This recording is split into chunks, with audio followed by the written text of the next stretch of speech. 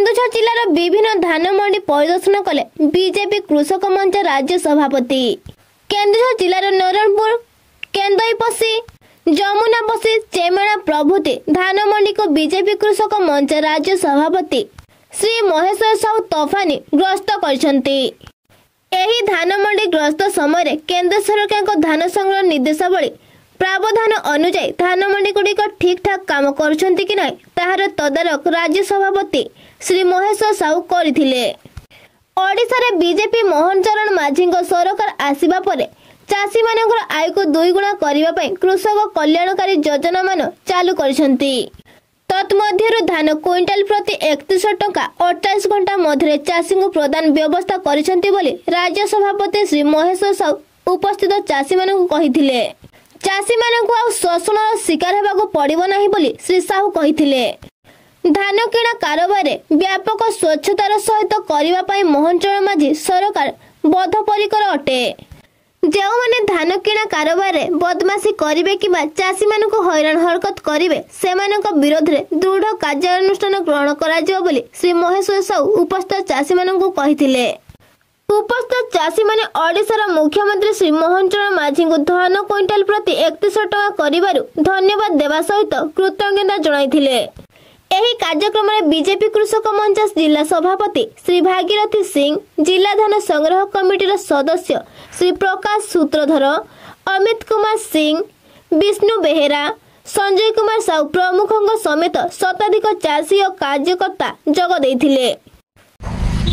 कौन कहबे आज जो आस्तिले अनुध्यान कले कौन देखले सब देखंतु ओडिशा रे मोहन माझी मुख्यमंत्री सरकार हला परे चाषी मान को खरीफ जो धान किना चली से क्विंटाल प्रति 3100 टंका आमर बीजेपी मोहन माझी सरकार दौरान एवं विगत जो नवीन पट्टनायक बीजेडी सरकार थिला सेतबले से 2015 मसीह घोषणा करते बरगढ़ जिला सोयला चाषी मान को 100 टंका बोनस देवे तांको सरकार पड़ेला देले नहीं किंतु बीजेपी गत निर्वाचन इस्तार आम कहीलु आम सरकार को आसिले धान क्विंटाल प्रति आम 3100 टंका दबू।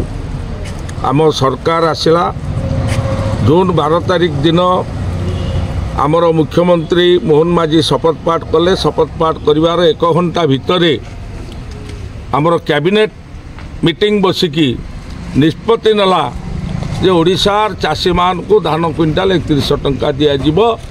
वर्तमान आमर 3100 टंका धान क्विंटाल सारा राज्य रे चाषी मान को दिया जाउची एवं ए परिप्रेक्षी कटनी छटनी हब नहीं। नवीन पट्टनायक सरकार समय चाषी मान को शोषण कराउतला, मंडी परिचालन रे त्रुटि होउतला, चाषी मान हैरान हरकत होउतले, टोकन मास ना रे चाषी मान को बारंबार धाइबा पड़ुतला, मंडी को धान बिकिया पे असुविधा होउतला।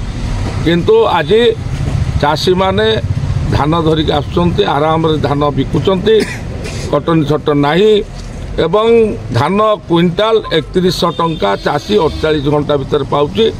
से परिप्रेक्षी आज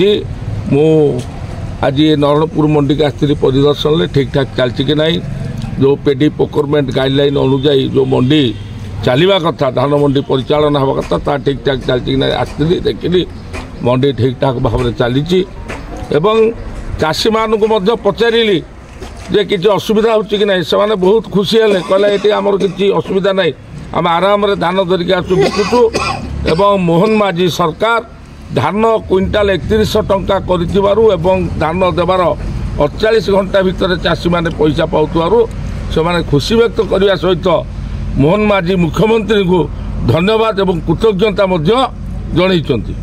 एबे जो अदिनिया वर्षा हला क्षयक्षति जहाँ है कृषक मानकर कौन से विषय सरकार चिंता कर देखो लघुचाप जनित दीर्घ 5 दिन धरी लगाण वर्षा हवा फल राज्य में धान फसल पनीपरिया फसल पान कपा व्यापक भाव में फसल नष्ट हो परिप्रेक्षी प्रथम थर पर ओडिशा राजनैतिक इतिहास रे आगुरी जेकोसी प्राकृतिक दैवी दुर्विपाक बात्या बन्या हेले ଚାଷୀଙ୍କର ବହୁତ କ୍ଷତି ହେଉଥିଲା।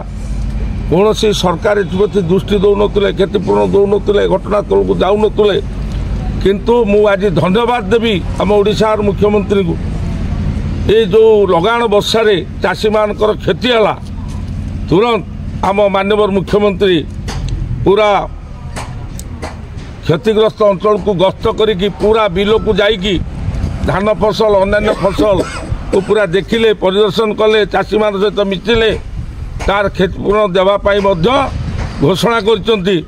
ଏବଂ ପ୍ରଧାନମନ୍ତ୍ରୀ ଫସଲ ବୀମା ଯୋଜନା ତାର ଯେଉଁ ଦରଖାସ୍ତ କରିବା ଯେଉଁମାନଙ୍କ କ୍ଷତି ହେଇଛି ତାର 3 ଦିନ ମଧ୍ୟ ସମୟ ବଢ଼େଇଛନ୍ତି। ଏହାଠୁ ବଳିକି ଖୁସିର ଖବର କିଛି ନାହିଁ। ଏବଂ ଚାଷୀମାନଙ୍କୁ ପୁରାପୁରି କ୍ଷତିପୂରଣ ଦେବା ପାଇଁ ଯେଉଁ ଚାଷୀମାନଙ୍କର ଫସଲ କ୍ଷତି ହେଇଛି ଏ ବର୍ଷାରେ ତାଙ୍କୁ କ୍ଷତିପୂରଣ ସମ୍ପୂର୍ଣ୍ଣ ଭାବରେ ଦେବା ପାଇଁ ମୁଖ୍ୟମନ୍ତ୍ରୀ ଘୋଷଣା କରିଛନ୍ତି।